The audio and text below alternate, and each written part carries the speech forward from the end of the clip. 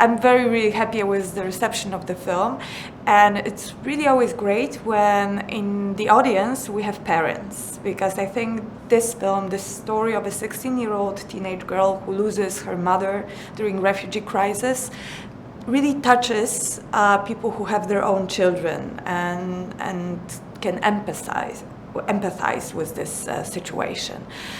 And as for the questions, remarks, I think there was one that really struck me, that someone said it's like a fiction film, although it's a documentary, because I believe in that films should not have genre borders, that they should just be stories we tell, and it doesn't really matter what is the genre.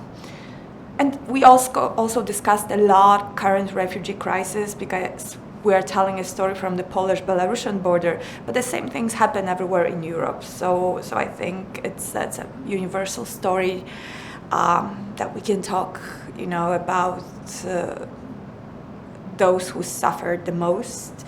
And I think those who suffer the most are teenage refugees, because they understand a lot, but they don't have the power of the adults. Runa is a 16-year-old girl whom I have met on the first day of her arrival into a refugee camp in Poland on the Polish-Belarusian border. And already then she has gone through hell. She spent 18 days and nights in the middle of a freezing forest, the biggest forest of Europe, with parts that have not even been entered by scientists. And she lost her mother in this forest during these unhuman conditions. And this is how I met her. She was one of many victims of this refugee crisis, where actually the humans who travel there are treated like a ping-pong ball in a never-ending game between Putin and the European Union.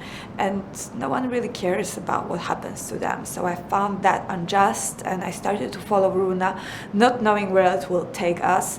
So it's a girlhood story. We follow her for a long time. We see how she slowly becomes the mother for her younger brothers, how she even takes care of her own father.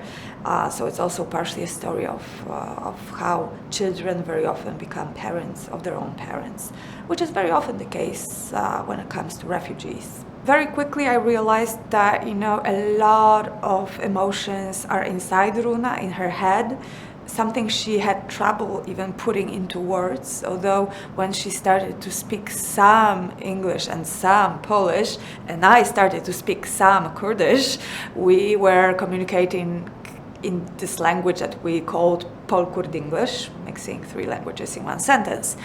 But still, she had trouble to actually say what is in her head.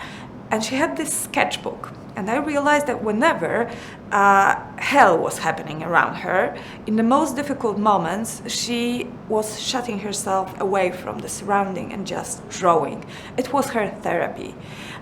So very quickly we decided to use these drawings as basis of animated sequences, but they were created at the very end after we already filmed the whole documentary story, so we knew where to put them and what role they would play and how they will be connected to Runa's inner world.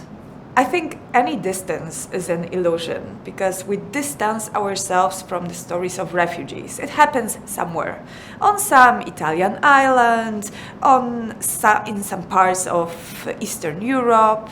But when you see a real face of this human refugee crisis, the distance gets shorter, and it is an illusion of distance.